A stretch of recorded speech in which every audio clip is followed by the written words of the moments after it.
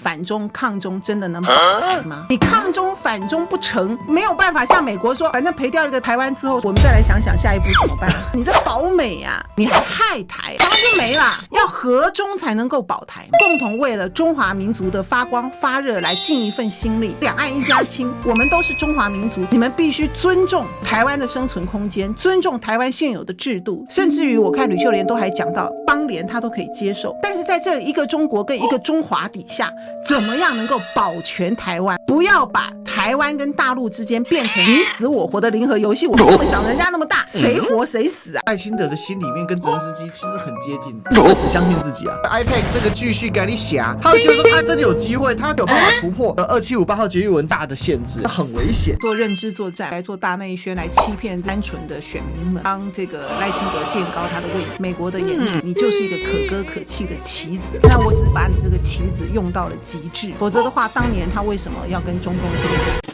Ladies and gentlemen, welcome the host.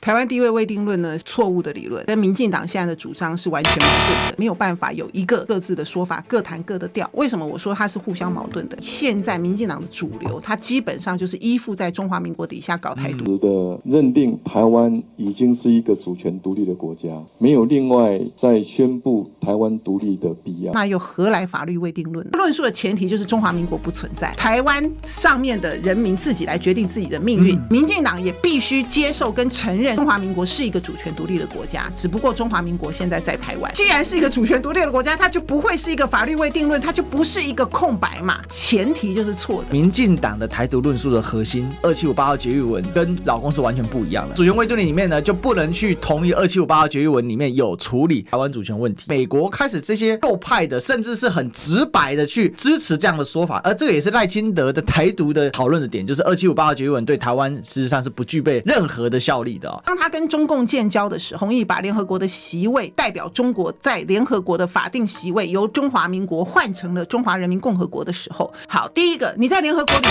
讲不通嘛？你每次联合国就是来做一个决议，发言人啊、秘书长就一直出来讲，讲得越来越死。台湾就是中国的一省，就你每次你要问他，联合国就出来讲，不是中国出来讲，中共出来讲，是联合国就出来讲。你在国际的舞台上面，基本上你是站不住脚的。美国现在要把这个东西拿出来，我认为它是一个钓饵。老共不敢对你怎么样，你冲啊冲啊冲冲冲冲冲，你冲得了吗？你真的能够台独吗？美国真的会支持你吗？你这什么莫名其妙的 IPEC， 一个切身不明的，也不是什么真正的法律的组织，更没有代表任何的官方。如果今天美国要这样子支持中华民国的话，还不是简单的要命吗？华府就来跟我们中华民国建交不就结了吗？你连来跟我们建交都不能够建交，然后你的后院那些我们的邦交国一个一个都跑去亲老共了，有哪一个听了你美国大哥的话了？我不要讲其他远在非洲的啦，就你中南美的，你美国都管不了了，你还管谁呀？然后他就用这个饵钓台湾嘛，让台湾傻傻的，搞不掉中国大陆没关系，让中国大陆痛一下嘛，对美国也好啊。为什么？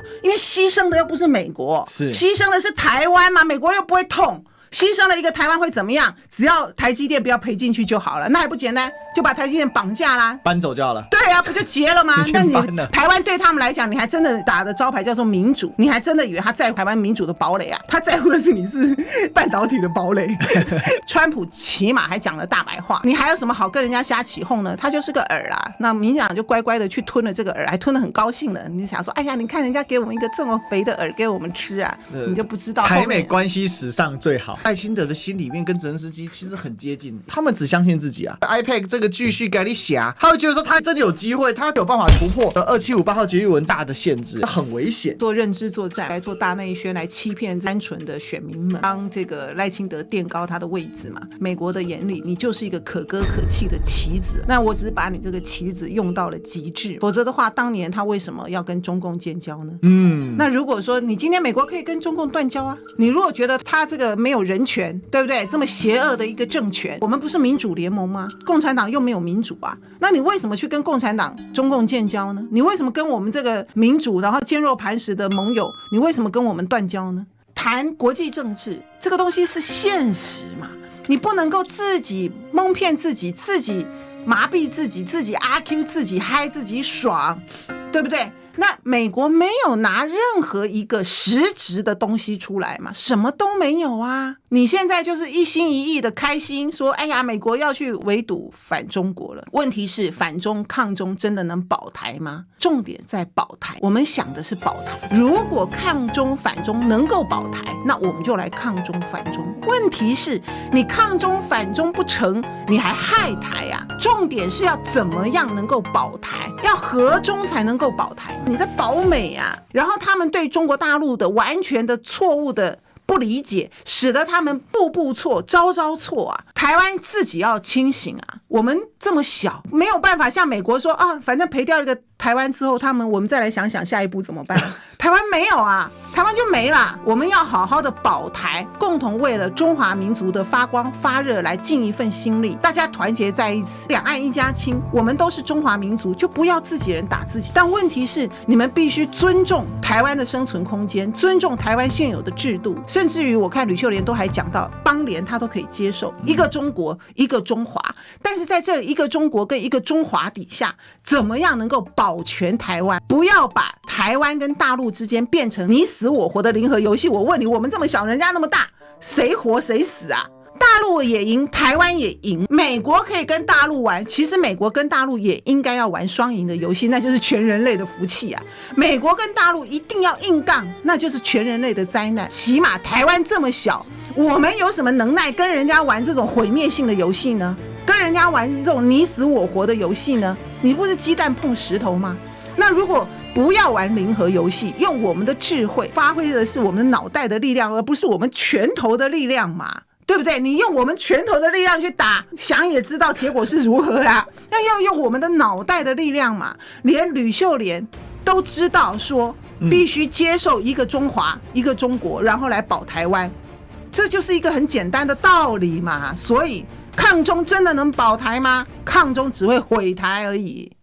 赖清德他对于保台是他最优先的选项嘛？我抗中独台最唯一的选项。是啊，台独就是唯一，害死台湾就是台独嘛，就刚好相反嘛。而且这里面牵涉到一个很基本的认知逻辑，就是说，如果说你有机会可以搏一搏的话，那你当然可以赌。